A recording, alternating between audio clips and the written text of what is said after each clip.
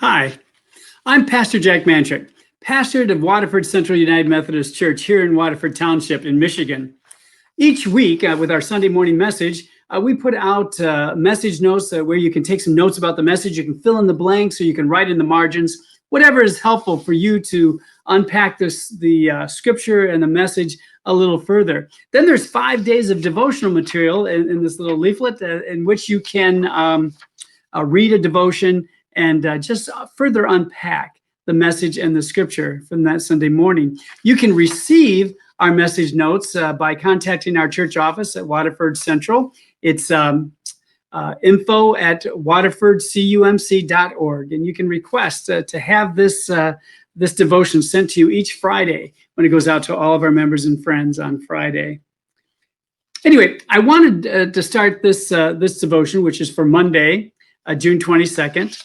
I want to start by reviewing this character Elijah, this prophet of the Old Testament, Elijah. And Elijah, if you read about him in 1 Kings, in chapters 18 and 19, they seem to be two different people. I mean, Elijah seems to be two different people in each of those chapters. In chapter 18, he brings a word of judgment against Ahab. Now, Ahab was considered a very evil king. No one had done more evil, the scriptures say, than Ahab and all his predecessors. And he was married to Jezebel, who was a pagan practitioner of the Baal faith. And so the story is, you might remember it, that Elijah decides to go up against the Baal priests, 450 of them. And so the Baals start first. They build this altar. They place a bowl, cut up a bowl, and put it on top of the altar, and they call for their God to send down fire to consume this offering. Nothing happens. In fact, Elijah taunts them. He says, "Hey, perhaps your God is on vacation. He's gone away for a little while, or he's asleep, and he needs to be waken up." And so he just taunts him. And finally, it becomes Elijah's turn. They give up the prophets of Baal, and so Elijah builds his altar out of 12 stones representing the 12 tribes of Israel. He cuts up the bowl, puts him on top of the wood on top of this altar. He digs a trench around it, and then he has the entire altar and the bowl and the stones, everything drenched in water. 3 times with four jars of water. 3 times 4, 12. 12 again, 12 tribes of Israel. Anyway, he calls upon God to consume this sacrifice, and this fire comes down from heaven. It burns up the bowl, the wood. It consumes the stones, and it laps up every bit of water in the trough that was around that altar that Elijah had built.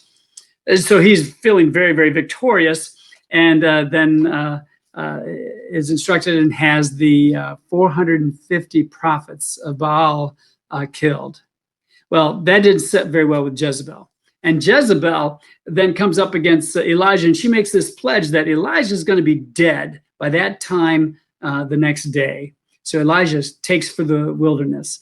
He takes off. He goes with his servant out toward the wilderness. He tells his servant to wait, and he goes another day into the wilderness. He finds a broom tree to sit under, and he says to God, "I am done. I'm waiting. I just want to die." And it's at that point that God comes to him in some very significant ways, and we'll unpack that further this week. But the questions I wanted you to consider today on this Monday is, what causes you to have confidence in one scenario and respond with fear in another? Is it the situation itself? Is it the people with whom you are having a confrontation? How is it that some days you're very courageous and confident, and the next day you might be more fearful? What helps you to have courage and strength in difficult times? Write your thoughts here and pray that God will guide you in times of difficulty. Which Elijah would you be more like? One of courage, the Elijah of the 18th chapter of 1 King, or one of cowardice and just whipped and giving up, waiting to die in chapter 19? I hope you'll take some time to read those scriptures today, meditate upon them, and perhaps find comfort that we are infallible, just like those in the scriptures. They are examples to us of both courage and cowardice, and we have the choice to follow one path or the other. God bless you on this Monday. I hope that you'll join me tomorrow and the rest of the week. God bless.